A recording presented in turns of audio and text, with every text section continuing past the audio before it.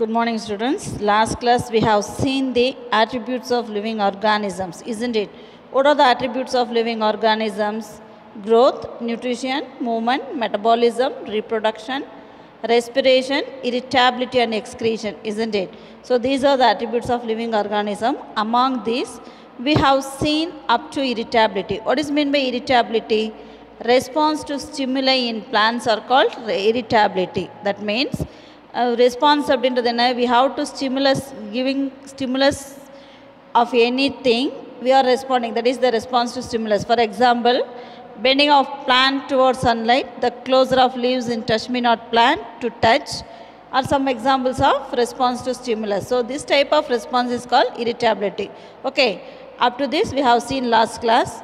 Today we are going to see the continuation of attributes of living organisms. Next one, homeostasis. Homeostasis is nothing but, homeostasis means self-regulation or tendency to maintain a steady state within an external environment which is liable to change is called homeostasis. Property of self-regulations. அதாவது ஏதாவது ஒரு living ஆர்கானிசம்ஸோட, இப்போ நம்மளுக்கே வந்து we are a living organism, we have a cell structure இல்லையா? So அவர் blood cells எல்லாம் இருக்கும். Each and every, இப்போ ரெட் பிளட் செல்ஸ் அப்படின்னா அதோட viability, அதோட லைஃப் பீரியட் வந்து 120 days. After 120 days it will be die and the new blood cell will be regenerate. That means self-regulation. Then we are cutting our nails, we are cutting our hair, that will be grow again. That is called self-regulation. So in that case, the multiplication of cells will be occur in that property. Okay, this is called homeostasis. That will occur in the plant within the external environment, within an external environment. So it is essential for living organism to maintain internal condition to survive in the environment. Okay, so homeostasis அப்படினா என்னன்னா, property of self regulation and tendency to maintain a steady state within an external environment which is liable to change is called homeostasis. So இப்போ living organism, இப்போ நம்ம பிளான்ட்லேயே இருக்குது அப்படின்னா, ஒரு புஷஸ்லாம் இருக்குது இல்லையா? இப்போ கார்டனிங்லலாம் பார்த்தீங்க அப்படின்னா என்ன ஆகும், they may be cutting off trees இல்லையா? அதை ஒரு ஷேப்பாக கட் பண்ணுவாங்க. Again it will be grow. That is the self regulation. Okay, so in that case that will be very essential for living organism, maintain to internal condition to survive in the environment. Then movement, nutrition, respiration and excretion are also considered as the property of living organisms. Okay, then metabolism. Metabolism அப்படின்றது என்னன்னா, the sum total of all chemical reactions taking place in a cell of living organism called metabolism. நம்ம சொல்கிறோம் இல்லையா, metabolic activity. இப்போ நம்ம we are the human being, we are respiring, we are excreting the waste material in our body, the circulation of blood will be occurring. These are all the metabolic activity done by our human body, isn't it? அதே மாதிரி some chemical reactions that will be நம்ம பாடியில் இருக்கக்கூடிய அல்லது plant பாடியில் இருக்கக்கூடிய செல்கள் வந்து என்ன பண்ணோம் அப்படின்னா, it will be do some chemical reactions. That chemical reactions of living organism is called metabolism. It broadly divided into the metabolism is divided into two, anabolism and catabolism. Anabolism அப்படின்றது என்னன்னா building up process, catabolism அப்படின்றது breaking down process. So metabolism அப்படின்றதுனா metabolic activity அப்படின்னா என்னன்னா, நம்ம உடலுக்குள்ள, அதாவது living organism செல் இருக்கக்கூடிய செல்களில் நடக்கக்கூடிய ஒரு கெமிக்கல் ரியாக்ஷன் தான் மெட்டபாலிசம். அது வந்து பில்டிங் அப் ப்ராசஸாகவும் இருக்கலாம், பிரேக்கிங் டவுன் ப்ராசஸாகவும் இருக்கலாம். That is called metabolism. These metabolism is divided into anabolism. இந்த மெட்டபாலிசம், ஹோமியோஸ்டாட்டிஸ் எல்லாமே வந்து 2 மார்க் கொஸ்டினில் கேட்பாங்க. ஓகேவா? ஸோ அப்போ வந்து metabolism is divided into 2 types. What are they? Anabolism and catabolism. Anabolism அப்படின்றது என்னென்னா, see that building up process is called anabolism. How the plants will be doing the building up process? Synthesis of proteins from amino acid or photosynthesis process. Photosynthesis process la enna pannum, plants prepare their food material, that is called anabolism.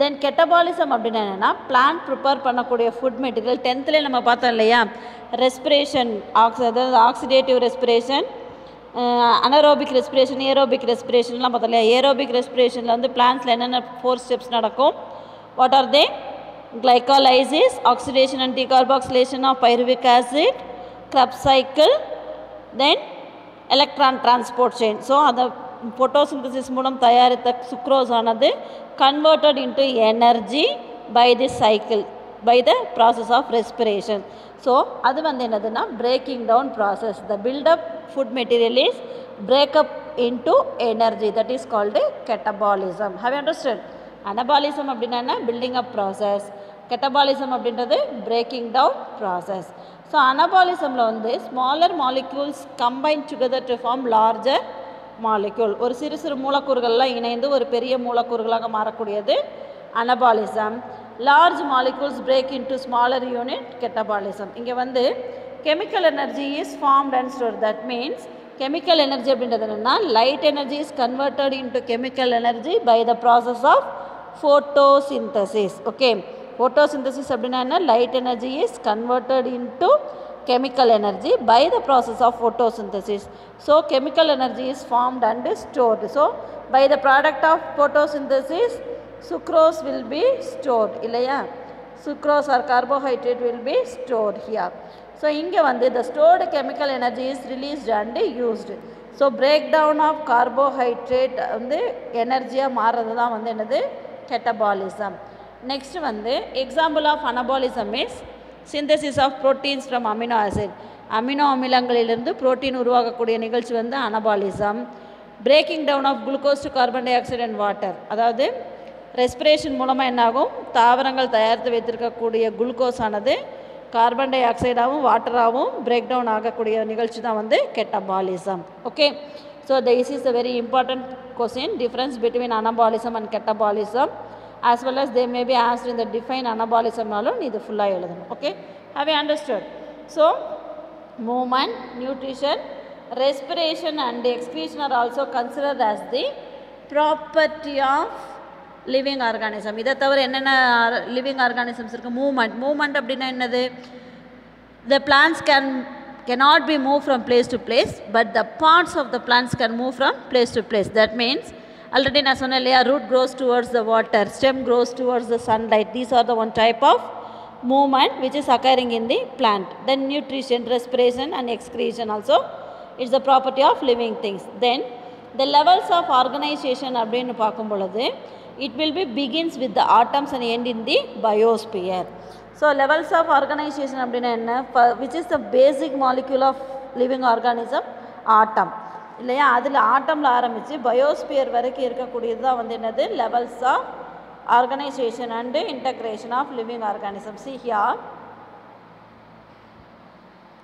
so இங்க வந்து என்னது atoms these atoms are more atoms formed together to form the molecules or compounds that molecules combine to form the organelles so organelles oda basic component என்னது living cells group of living cells form the tissues group of tissues formed an organs group of organs formed an organ system group of organ system form an individual organism more individual organism formed the population many population together to form the community many community together formed the ecosystem many ecosystem formed the biosphere have you understood what I am saying இப்போ ஆட்டம் அப்படின்றது அணுக்கள் அப்படின்றது நிறைய அணுக்கள் வந்து சேர்ந்து என்னவாகும் compound அல்லது மாலிக்யூலாக மாறும் அந்த மாலிக்யூல்ஸ் எல்லாம் ஒன்றா சேர்ந்து ஆர்கனலாக மாறும் ஆர்கனல் வந்து என்னவாகும் லிவிங் செல் ஆகும் லிவிங் செல்லோட பேசிக் செல்ஸ் இருக்கு இல்லையா அந்த group of cells to form together tissues ஆகும் குரூப் ஆஃப் டிஷ்யூஸ் வந்து ஆர்கனாகவும் ஆர்கன் சிஸ்டம் இண்டிவிஜுவல் ஆர்கானிசமாக மாறும் ஸோ இண்டிவிஜுவல் ஆர்கானிசம் எல்லாம் சேர்ந்து பாப்புலேஷனாக மாறும் இப்போ ஹியூமன் பாப்புலேஷன் அப்படின்னா என்ன ஒரு மனிதர்கள் நிறைய மனிதர்கள் சேர்ந்தது தான் வந்து ஹியூமன் பாப்புலேஷன் வரும் அதே மாதிரி ஃபாரஸ்ட்லலாம் பார்த்திங்கன்னா நிறைய அனிமல்ஸ் இருக்கும் each animal is called an individual organism group of organism formed the population so community அப்படின்றது நிறைய populations குரூப்பாக இருக்கக்கூடியது தான் வந்து community நிறைய கம்யூனிட்டி சேர்ந்தது தான் ஈகோசிஸ்டம் அந்த ஈகோசிஸ்டம் எல்லாம் ஒன்றா சேர்ந்து தான் எல்லாம் உருவாகுது பயோஸ்பியரை உருவாகுது இதுதான் வந்து என்னது the levels of organization and integration in living organisms okay so இது வந்து என்னது basic things which is given, அதாவது attributes of living organism, how it will be formed அப்படின்றத நம்ம பார்த்துருக்கோம். ஓகேவா? நெக்ஸ்ட் வந்து உங்களுக்கு ஒரு ஆக்டிவிட்டி கொடுத்துருக்காங்க பாருங்கள். collect Vallisneria leaves or Cara from nearby aquarium and observe a leaf or Cara thallus under the microscope. You could see cells clearly under the microscope. Could you notice the movement of cytoplasm? Movement of cytoplasm அப்படின்றது என்னென்னா, cytoplasm will be, it's a what is watery substance, like watery like substance. It can move in the cell, inside the cell. அதுதான் வந்து என்னது, the movement of cytoplasm is called cytoplasmic streaming or cyclosis. இது வந்து ஒரு book back question, 2 mark question. What is cyclosis? The movement of cytoplasm is called cytoplasmic streaming or cyclosis. Okay, have you understood? Next we are going to see about the microorganisms of viruses. So already நம்ம இப்போ வந்து லேட்டஸ்ட்டாக நம்மளுக்கு இருக்கக்கூடிய மிகப்பெரிய பசில் ஒரு சவால் என்னது, நம்ம இப்போ எதனால் why we are all sitting at home? Because of the corona virus, COVID-19 அப்படின்ற ஒரு வைரஸ்னால வந்து நம்ம வந்து we are not able to survive in the society leniently. Why? Because the structure of virus is like that. Okay, it is a very minute organism. It is a very minute organism. It is also considered as the biological puzzle. Why? Because biological puzzle and cause diseases in human being. Okay, why? Because it can change its shape and size and structure oftenly. It has no defined shape. So இப்போ corona வைரஸ்க்கு ஏன் நம்மளுக்கு வந்து எந்த வைரஸ்க்குமே வந்து vaccine கிடையாது. Vaccine அப்படின்னா என்னென்னா, இப்போ நம்மளுக்கு வந்து சிக்கன் பாக்ஸ் எல்லாம் போடுறாங்க. வேக்சின் அப்படின்றது வந்து ஆரம்பத்துலேருந்தே அந்த நோய் எதிர்ப்பு திறன், அந்த வைரஸ் பர்டிகுலர் வைரஸ் தாக்காமல் என்ன பண்ணும், பாதுகாக்கக்கூடியது தான் வேக்சின். இப்போ நம்ம அதில் தான் வந்து நம்ம சயின்டிஸ்ட்லாம் வந்து இன்வால்வ் ஆயிருக்காங்க to producing the antibiotic against the corona virus இல்லையா. ஸோ அந்த COVID-19க்கு எதிராக வந்து வேக்சின் தயாரிக்கிறதுல ஈடுபட்டிருக்காங்க. எதனால் அப்படின்னா, இட்ஸ் எ வைரஸ் அப்படின்றதுக்கு என்ன மெயின் கேரக்டர் அப்படின்னா, it has both the living and non living characters. Both the living and non living characters. அதாவது when it will be non-living character, when it will be on the non-living particles or substances, it will be act as a non-living thing. இப்போ இது வந்து ஒரு மரத்து மேலேயோ இல்லை table மேலேயோ இல்லை ஒரு பாக்ஸ் மேலேயோ இருக்கும் பொழுது என்ன ஆகும், that will be inactive. When it will be enter into the living organism, it multiplies abundantly. So அது என்ன ஆகும், ஒரு லிவிங் ஆர்கானிசம்குள்ளே போகும்பொழுது என்ன ஆகும், கண்டினியூஸாக மல்டிப்ளை ஆகும். So that the viruses are called biological puzzles in the scientist. அது வந்து ஒரு புரியாத புதிராகவே இருக்குது அப்படின்றாங்க. ஏன்னா அது வந்து அதோட என்னது, அதை வந்து அதோட ஸ்ட்ரக்சரோ அல்லது அதோட அமைப்பையோ எளிதில் கண்டுபிடிக்க முடியும். அதோட ஸ்ட்ரக்சரோ இல்லை எதனால் ஆனது அப்படின்றத கண்டுபிடிச்சாங்க அப்படின்னா மட்டும்தான் என்ன முடியும், அதுக்கு ஆன்டிபயோட்டிக், அதுக்கு எதிராக செயல்படக்கூடிய அமினோ அமிலங்களையோ புரதங்களையோ உற்பத்தி செய்ய முடியும். ஓகேவா? So see, have you heard the terms Ebola virus, Zika, AIDS, SARS, HIV, etc. There are serious entities which are considered as biological puzzle and cause disease in man. They are called viruses. So already நம்மளுக்கு வந்து viruses பற்றி lower கிளாஸ்லாம் படிச்சிருக்கோம் இல்லையா, 6th 7thலலாம் படிச்சிருப்போம். Living character and non living characters of virus அப்படின்லாம் படிச்சிருக்கோம். ஸோ வைரஸ் அப்படின்றது என்ன, the word virus is derived from Latin meaning poison. Virus அப்படின்னா அதோட மீனிங் என்னது, பாய்சன், விஷப்பொருள் அப்படின்னு பேர். Viruses are sub microscopic obligate intracellular parasites. அது வந்து ஒரு மிகச்சிறிய நுண்ணுயிரி. அது வந்து என்னது, இன்ட்ராசெல்லுலார் பாராசைட், ஒரு செல்லுக்குள்ளார வாழக்கூடிய ஒரு ஒட்டுண்ணி. They have nucleic acid and core surrounded by protein core. What is virus அப்படின்னு கேட்பாங்க. So the word virus is derived from the Latin meaning poison. It has nucleic acid and core surrounded by protein. வைரஸில் வந்து நடுவில் nucleic acid இருக்கும், அதை சுற்றி ஒரு protein code ஆனது இருக்கும். தென் viruses in their native state contain only a single type of nucleic acid which may be earlier either DNA or RNA. இந்த நியூக்ளிக் ஆசிட் அப்படின்றோம் இல்லையா, நியூக்ளிக் ஆசிட் அப்படின்னாவே DNA ஆர் RNA, DNAவும் RNAவும் சேர்ந்தது தான் வந்து நியூக்ளிக் ஆசிட். வைரஸில் மட்டும் என்ன இருக்கும் அப்படின்னா, என்ன ஒன்றா DNA இருக்கும் இல்லைனா RNA இருக்கும். That means a single type of nucleic acid which may be either DNA or RNA. So அதுதான் இருக்கும். The study of virus is called virology. What is virology? The study of virus is called virology. Define virus அப்படின்னா என்ன எழுதுவீங்க? The word virus is derived from Latin meaning poison. Viruses are submicroscopic, obligate intracellular parasites. They have nucleic acid core surrounded by protein coat. Viruses in their native state contain only a single type of nucleic acid, which may be either DNA or RNA. What is virology? The study of viruses is called virology. முதல்ல வந்து வைரஸை வந்து படிக வடிவில் ஆக்கினது யார் அப்படின்னா WM Stanley அப்படின்றவர். He is an American scientist, obtained crystalline protein sediment from infected tobacco juice in the year 1935. முதல்ல வந்து 1935லேருந்து டொபாக்கோ இலை இருக்கு இல்லையா, டொபாக்கோ அப்படின்னா புகையிலை இலையை வந்து அரைச்சி அதை வந்து ஒரு நுண் வடிகட்டி மூலம் வடிகட்டினாங்க. அப்போ தான் அந்த வைரஸ் பார்ட்டிக்கல் கிடச்சிது. அந்த வைரஸ் பார்ட்டிக்கலை வந்து படிகமாக்கினாங்க. படிகம் அப்படின்னா இப்போ சால்ட்டெல்லாம் இருக்கு இல்லையா, நம்ம கல் உப்பெல்லாம் வச்சுருக்கோம் இல்லையா, அது பார்த்திங்கன்னா அந்த கிறிஸ்டல் ஃபார்மில் இருக்கும், கல் மாதிரி இருக்கு இல்லையா, அதுதான் வந்து கிறிஸ்டலைஸ்டு ஃபார்ம். ஓகே, ஸோ அது வந்து என்ன ஆகுது, that will be obtained from the crystalline protein sediment from tobacco juice in the year of 1935 by an American scientist W.M. Stanley. For that he was awarded Nobel Prize in Chemistry in 1946 J.H. Northrop. Okay ma? Next, milestones in virology. Milestones அப்படின்னா என்னென்னா ஒவ்வொரு அதாவது மைல்கல்கள் அப்படின்னு சொல்கிறது வந்து ஒவ்வொரு ஸ்டடீஸ்லேயும் வந்து அதை யார் கண்டுபிடிச்சாங்க, அது எப்படி டெவலப் ஆச்சு அப்படின்றத வந்து milestones in virology. These milestones in virology are very repeated. 1 mark questions will be asked in that. First வந்து 1796 Edward Jenner used vaccination for small box.